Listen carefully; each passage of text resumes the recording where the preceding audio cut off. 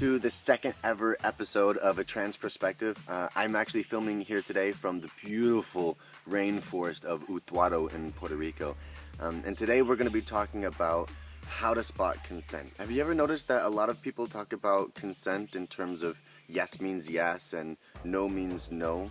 But clearly consent is not always a black and white issue. Remember that time that your boss took flirting too far and you didn't say no because they had the power to fire you?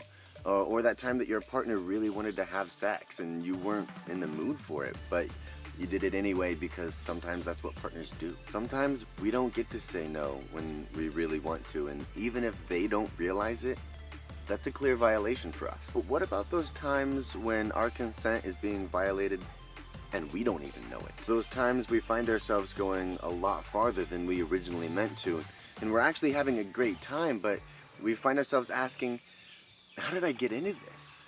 Is this what I really want? Is there even a way out? This situation happens to a lot of people, and I want you to know that you're not alone. This is especially common with survivors of rape like myself, and we can find ourselves often trapped in a cycle of not knowing if we're safe being intimate with other people. And before I go on, I want to invite all of you, anyone who wants to talk to me about our shared experiences of violations of our consent, to look in the description below for my email address. I will answer any email and I'll offer a listening ear. Sometimes the most healing thing that we can experience is just to be heard. Let's talk about how to spot consent. And the short answer is you can always measure how much a person respects consent by how they respond to a no. Anything other than an immediate, that's okay, no problem, is going to be manipulative, even if it's unintentional. So let's break down what that means in real life with an example of a really cute guy that I was hanging out with just last week. We stayed up until 3 o'clock in the morning, just the two of us, talking and laughing and sitting closer and closer together on the couch.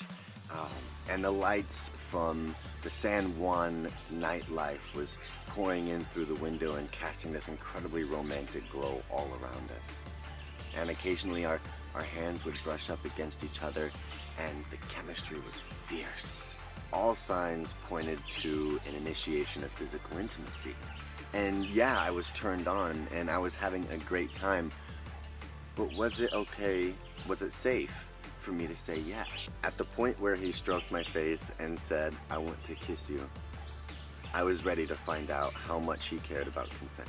First, he simply said, "I want to kiss you," in a space of co-created intimacy.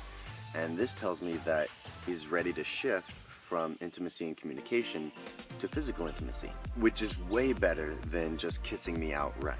But it doesn't tell me anything about how much room I have for my own desires. So I responded by telling him the truth. I don't want to kiss you right now, but I do want to be kissed. My lips are lonely, but I don't know you yet. And the fear in my skin is louder than the blood in my cheeks. I tell him the truth because we're all humans and complex, and we can feel so many different emotions all at once. And it's okay to be unsure about a yes. And here's a really important part.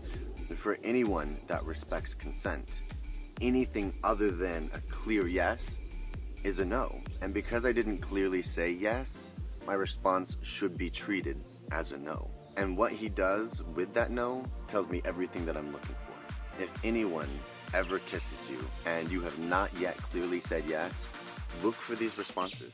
Do they ignore you by kissing you anyway? Do they berate you by asking many times?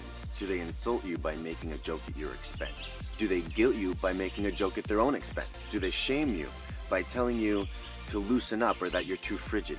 Do they act entitled by mentioning how much time or how much money they've spent on being with you? Do they coerce you by trying to talk you out of it? All of these examples are tactics of manipulation, and most often people have good intentions and they don't even realize that that's what they're doing. In my case, cute guy last week responded to my no by saying to me, you know, it's healthier to face your fears by overcoming them. And then he proceeded to describe to me an example of a practice that we could try where we would slowly introduce touching each other's skin. And then he immediately turned his body to face me and said, okay, here, try it, it's like this. But immediately I gave him a dirty look and I said, maybe next time. Remember, this guy was sweet and kind and gentle, and he was a good listener, and he really cared about me. He's also a nurturer and offering to guide me through a healing practice. So it might be really difficult to understand that he was unintentionally violating my consent. Even he, like most people, would aggressively defend that that's not what he was doing and he only had the best intentions. But there's a part of him that he is unaware even existed that cared more about kissing me than about whether I wanted it. And this secret part is revealed in his failure to recognize the conflict of interest between sincerely offering a therapeutic tool and the very contents of that tool being a violation of my no. A further revelation of his priorities is revealed in his assumption that I would say yes before he ever even asked me if I wanted to.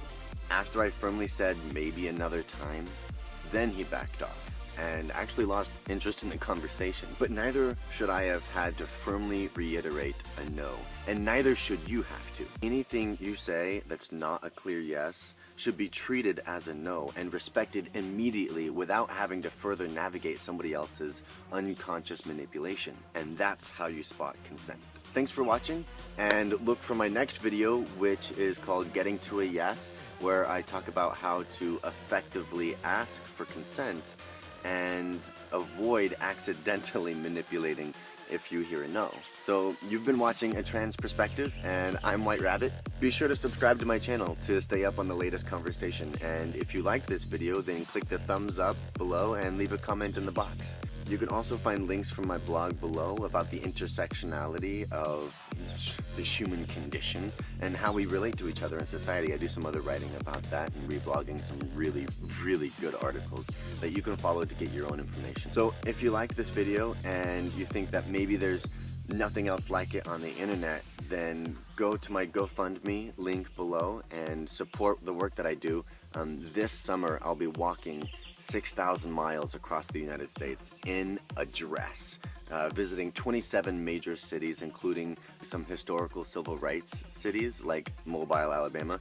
And I'm trying to raise money for a body camera so that I can be more safe while I'm on the road, and so that I can bring you better videos and weekly updates throughout the rest of the year. So if you want to see more of that, then go to my FundMe and support the work that I do. And I really appreciate everyone that watched this video. Much love. Bye-bye.